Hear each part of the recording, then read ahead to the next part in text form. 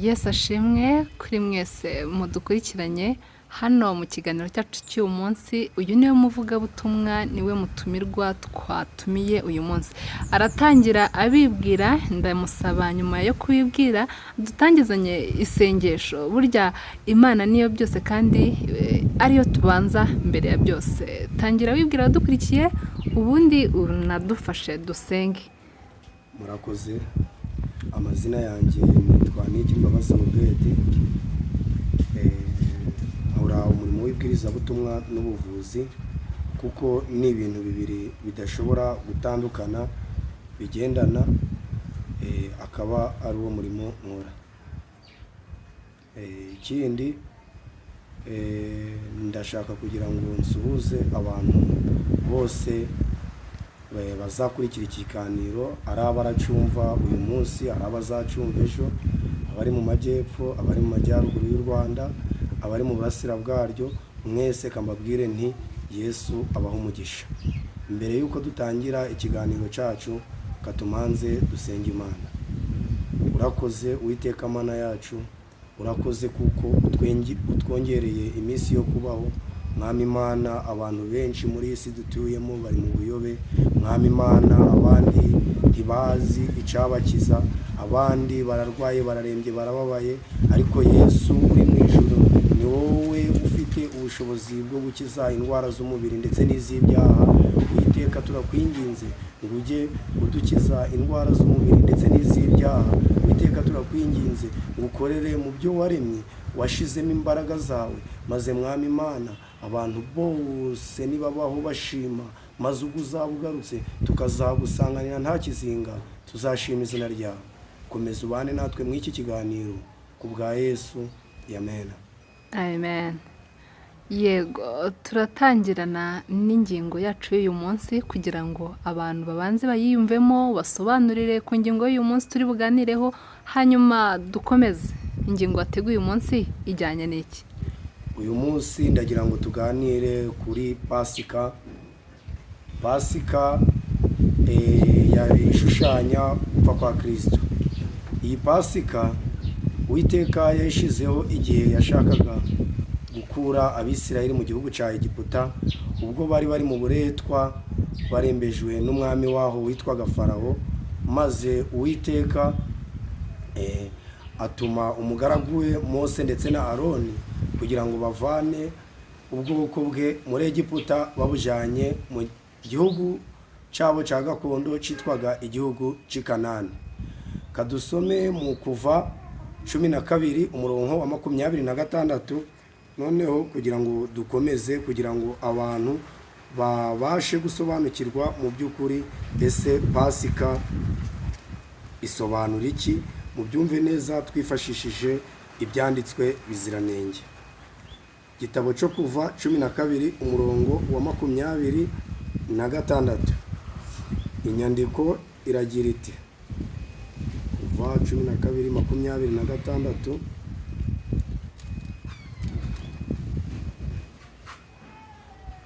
kandi uko abana banyu bababajije bati uyu muhango wanyu n'uw'iki, muje mubasubiza muti ni igitambo cya Pasika y'Uwiteka. Ni igitambo cya Pasika y'Uwiteka, kuko yanyuze ku mazu y'Abayisirayeli bari muri Egiputa, agakiza amazu yacu ubwo yicaga Abanyegiputa. Abantu barunama bikubita hasi.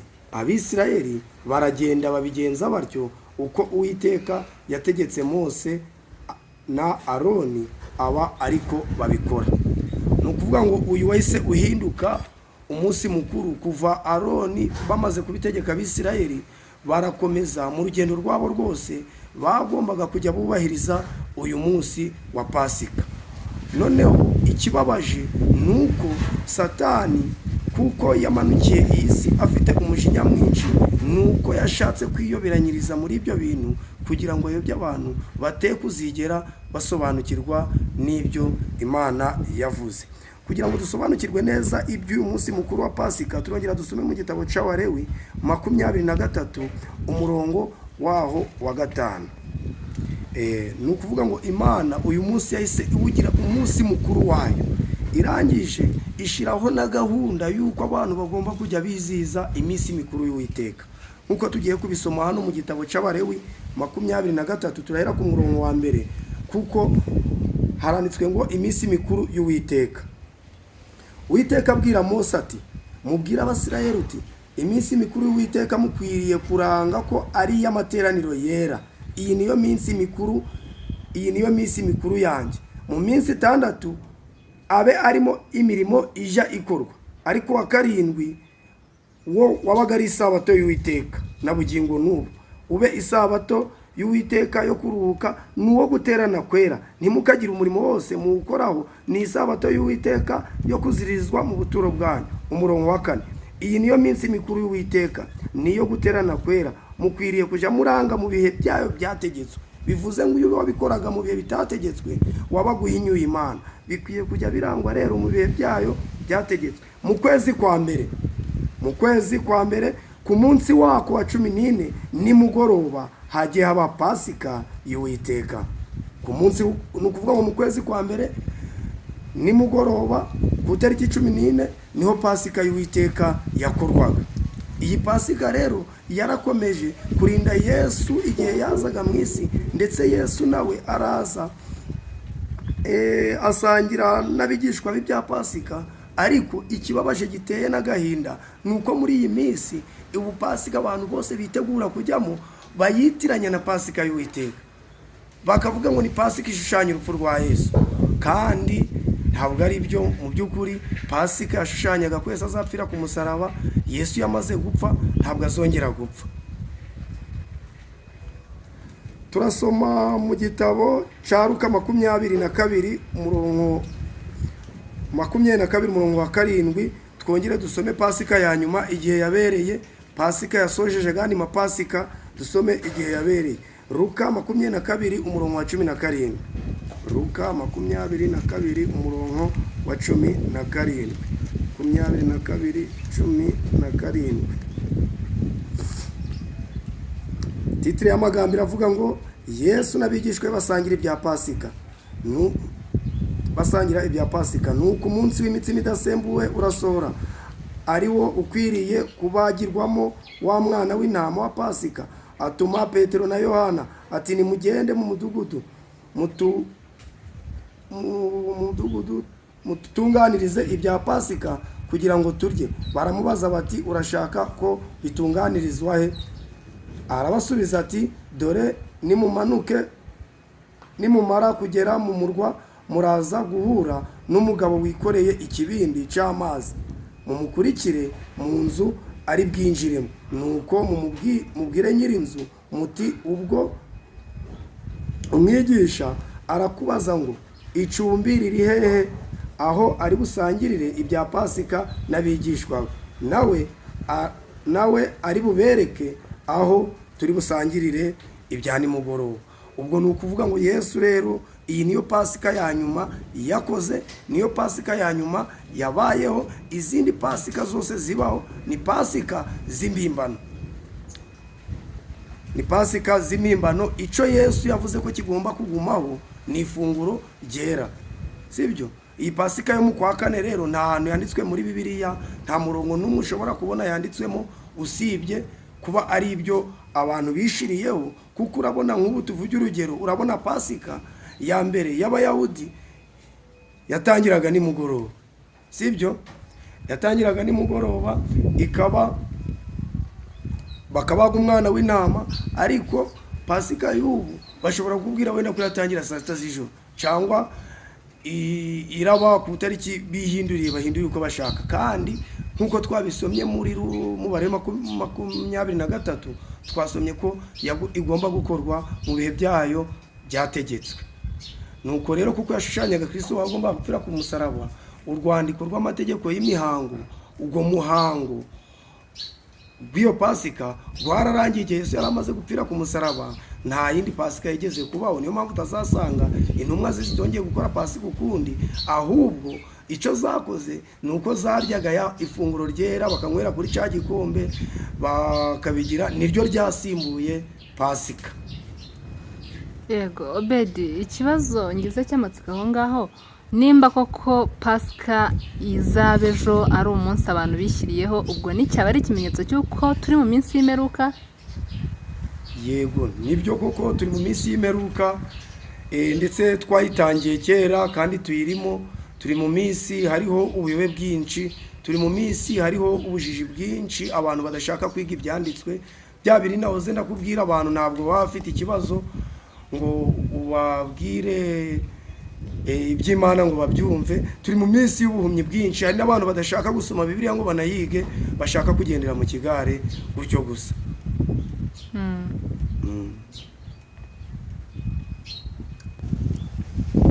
Ni ukuvuga rero buriya ubwo niyo mpamvu nsaba buri muntu wese ahari cyangwa se ahereye ko yafata umwanzuro wo kujya yiga ibyanditswe byera, akamenya ngo nk'ubu wenda nk'urugero bari kutubwira bati Yesu yapfuye kuwa gatanu mutagatifu, sibyo? Kandi Yesu yapfuye kuwa gatandatu, noneho isabato ayiruhukira mu gituro, kuwa mbere w'iminsi 7 arazuka. Ndetse abagore bari bajyanye nawe bamuherekeje ngo babone imva ye n'intumbi yuko bihambwe, ngo ariko ngo basubirayo ngo kuwa mbere w'isabato barazinduka. Ariko abantu benshi baraza bakakubwira ngo tugiye muri pasika, bagahinyura ibyo Yesu yakoze, bagahinyura ibyo Mariya nyina yakoze, ahubwo bagashaka kwerekana ko bagiye kwishimira urupfu rwa Yesu, bataremera neza ibyo Yesu yakoze. Ibyo Yesu yakoze ni ibiherero. Ibyo Yesu yakoze na nyina Mariya bamukundaga, nuko ku sabato bemeye bagasibira, baruhuka nk'uko nabo byategetswe. Kuwa mbere y'isabato babona kugira. Ariko abo bantu benshi bibereye mu bucuruzi, kandi kirazira. Kiragira ute kugira ngo wirirwe urakora ku munsi w'isabato ngo uje kwizihiza iminsi y'impimbano yejeje barashiraho? Bavandimwe rero, ndararikira buri muntu wese kwiga ibyanditswe. Ngana ku musozo nagira ngo dusome mu Byahishuwe 7, Byahishuwe 1:7. Ngana ku musozo haranditswe ngo Byahishuwe 7,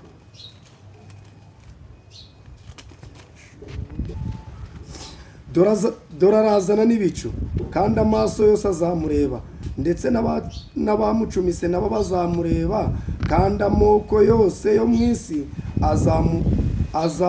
azamuborogera. Nanone amena. Ni ukuvuga ngo Yesu ari hafi kugaruka.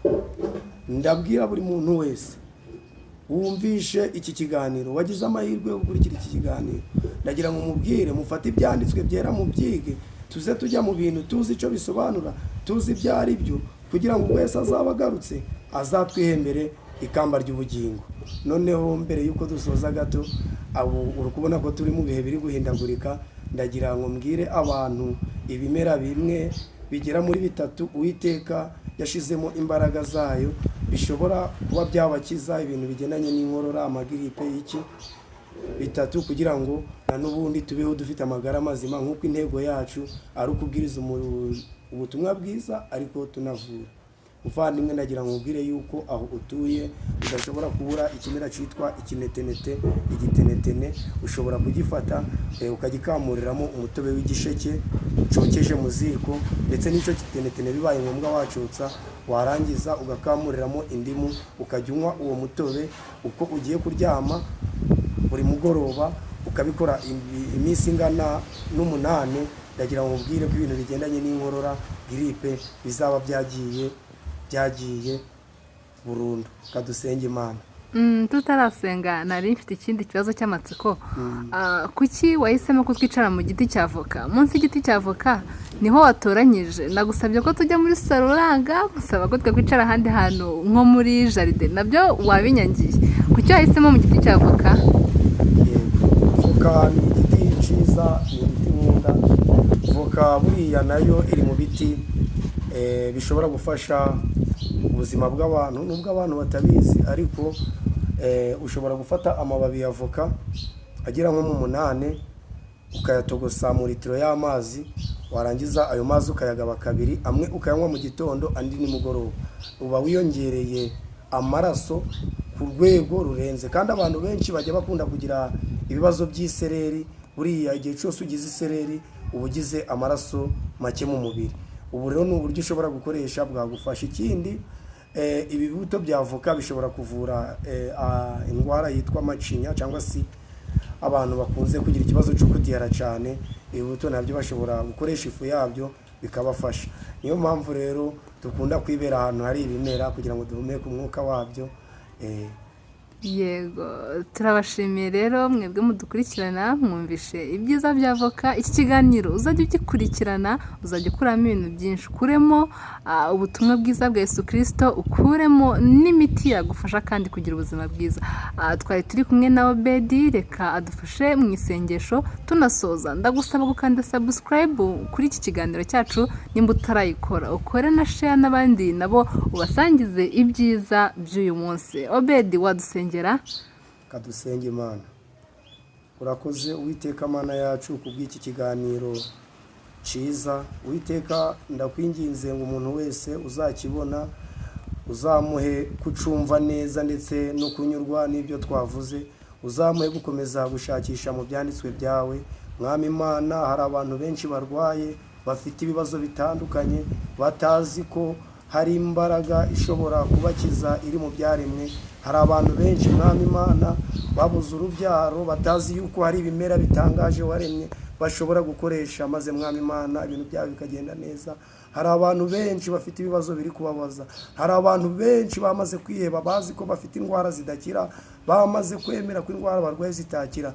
Ariko Uwiteka Mana uri mu ijuru, ndagira ngo aba bantu bajye baha kunyurwa ndetse no kumva. Hari abantu benshi bari kuzenguruka, bari kuja gushaka ibisubizo iyo bitari, hari abari kujya kubibashakira mu bapfumu. Ariko Mwami Imana, ndakwinginze ngo ubahe kwizera ijambo ryawe n'imbaraga yawe, ubahe gusobanukirwa n'urukundo rwawe, ubahe gusobanukirwa n'imbaraga zawe zitangaje, mu izina rya Yesu, amen.